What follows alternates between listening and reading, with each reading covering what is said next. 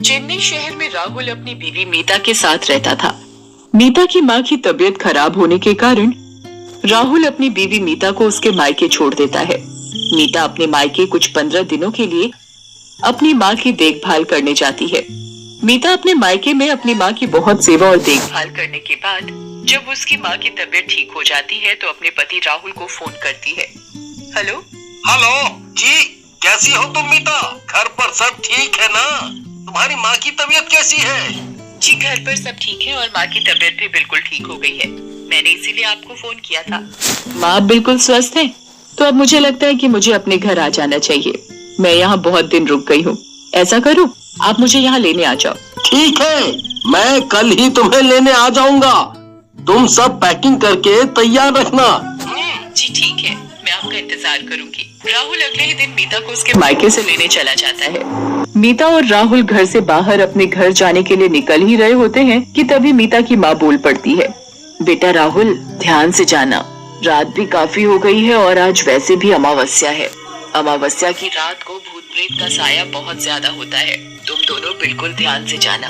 बल्कि मैं तो बोलूंगी तुम आज रात यहीं रुक जाओ, कल सुबह जल्दी निकल जाना। अरे नहीं माँ, मैं अब यहाँ बहुत दिन रुक गई हूँ।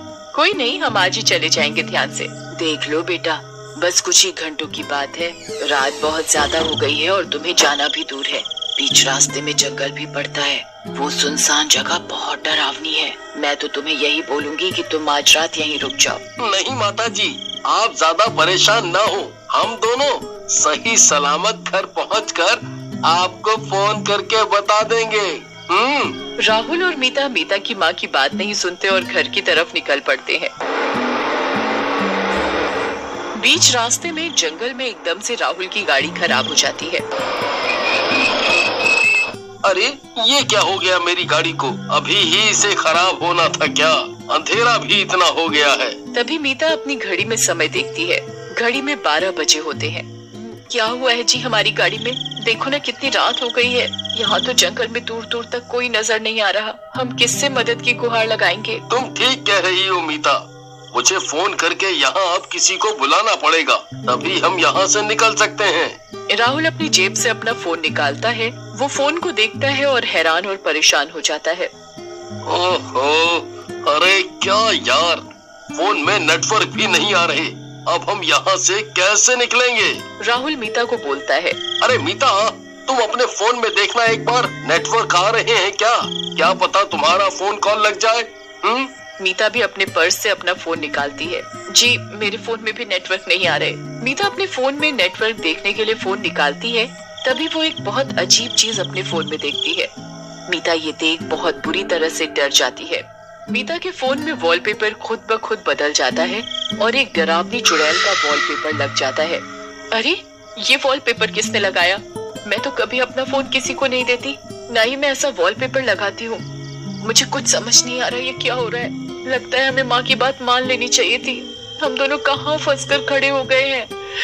ओह, ना ही हम किसी को बुला सकते हैं। अब तो लगता है सुबह तक इंतजार करना ही पड़ेगा। मुझे बहुत ज्यादा डर लग रहा है, पता नहीं कब होगी ये सुबह। मीता ऐसे बोल ही रही होती है कि तभी राहुल की गाड़ी की लाइट खुद ब खुद जल जाती है।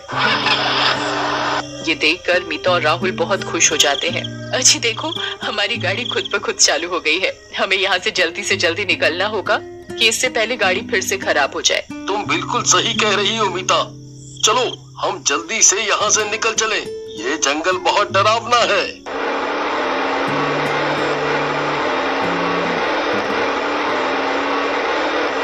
मीता और राहुल को ये लगता है कि उनकी परेशानी गाड़ी चलते ही दूर हो गई है, पर वो इस बात से अनजान थे कि उनका आगे रास्ते में एक बहुत बड़ी परेशानी इंतजार कर रही है।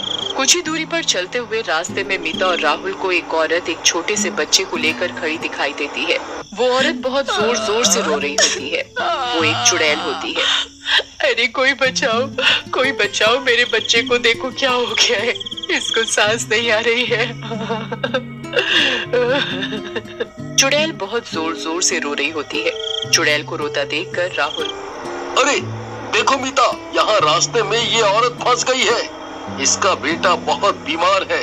यहाँ दूर दूर तक इसकी मदद करने वाला कोई नहीं है। जी हाँ, आप सही कह रहे हो। हमें इसकी मदद करनी चाहिए। इसका बेटा बहुत बीमार सा लग रहा है। राहुल चुड़ैल के आगे अपनी गाड़ी रोकता है।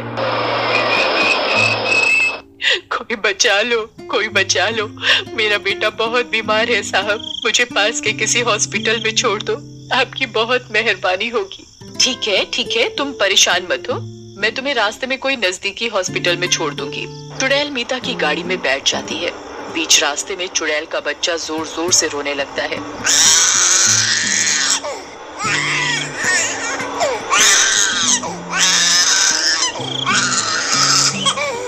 अरे ये बच्चा बहुत बीमार लग रहा है, ये इतनी जोर जोर से रो रहा है, लगता है मुझे गाड़ी और तेज चलानी पड़ेगी।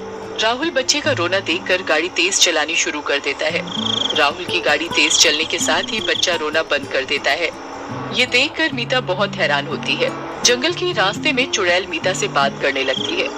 मैं बहुत देर से आपका इंतजार कर रही थी, मेरा बेटा बहुत बीमार था, बहुत जोरों से रो रहा था, आपकी बीच रास्ते में गाड़ी खराब हो गई थी ना, इसी चक्कर में आप मेरे तक आने में थोड़ा लेट हो गए, नहीं तो अभी तक हमने ये जंगल पार ही कर लिया होता। चुड़ैल की ये बात सुनकर राहुल बहुत डर जाता है। आखिर इस औरत को कैसे पता चला कि हमारी बीच रास्ते में गाड़ी खराब हुई थी? हमने तो इसे उधर नहीं देखा, तो आखिरकार ये कैसे जानती है कि हमारी गाड़ी खराब हुई थी? कहीं मीता की माँ सही तो नहीं कह रही थी? अमावस्या की रात है और यहाँ जंगल में चुड़ैल का साया हो। क्यों, क्या हुआ राहुल, तुम क्या सोच रहे हो कि मुझे कैसे पता लगा कि तुम्हारी गाड़ी खराब हुई थी? यही चल रहा है ना तुम्हारे दिमाग में? हाँ, तुम्हें कैसे पता कि हमारी गाड़ी खराब हुई थी? ये सुनकर चुड़ैल बहुत जोर जोर से हंसने लग जाती है और अपने असली रूप में आ जाती है। तुझे पता नहीं है क्या बेवकूफ, आज अमावस्या की रात है और तू इस जंगल के रास्ते से अपनी गाड़ी लाएगा और मुझसे तेरा सामना ना हो, ऐसा मैं कैसे होने दे सकती हूँ? तभी चुड़ैल अपने बच्चे को राहुल और मीता को दिखाती है। चुड़ैल का बेटा दिखने में बहुत ही भयानक था। चुड़ैल के बेटे की दोनों आंखें बिल्ली की तरह चमक रही थी। उसके बेटे के इतने लंबे लंबे बाल थे और नाखून भी बहुत बड़े बड़े थे। सबसे भयानक चीज, चुड़ैल के बेटे के पैर उल्टे थे। राहुल और मीता चुड़ैल और उसके बेटे को देखकर बहुत ज्यादा डर जाते हैं। अजी माँ सही कह रही थी, हमें माँ की बात सुन लेनी चाहिए थी। ये चुड़ैल धोखे से हमारी गाड़ी में बैठ गई है, अब हम इससे कैसे छुटकारा पाए? चुड़ैल और उसका बेटा मीता की बात सुनकर बहुत जोर जोर से हंसने लग जाते हैं। आज की रात तो मुझे कैसे भी करके एक इंसान जिंदा मारना ही होता है, इससे ही मेरी शैतानी शक्तियाँ बढ़ेंगी और आज एक नहीं दो इंसानों की मौत होगी मेरे हाथों से। आज तो डबल हो जाएंगी मेरी शक्तियाँ। आज तो इन दोनों मियाँ बीवी की मौत मेरे हाथ एक साथ है। चुड़ैल जैसे ही अपना हाथ मीता की तरफ मारने के लिए उठाती है, तभी मीता बहुत जोर जोर से हनुमान चालीसा पढ़ने लग जाती है।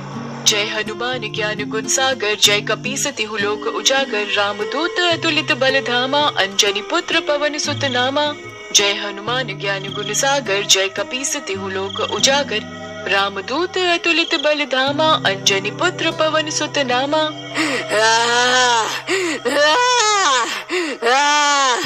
चुड़ैल मीता को हनुमान चालीसा पढ़ता देख बहुत जोर जोर से चिल्लाने लगती है। अरे पागल, तू ये क्या बोल रही है?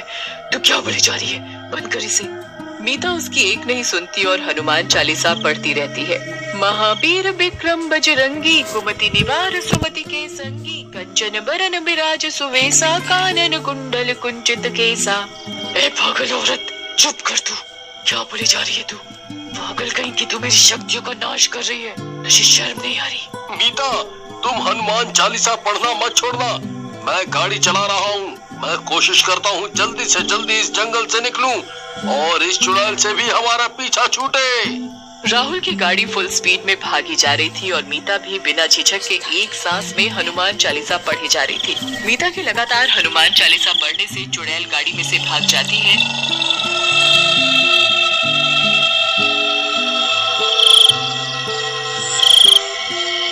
और कुछ ही देर में मीता और राहुल उस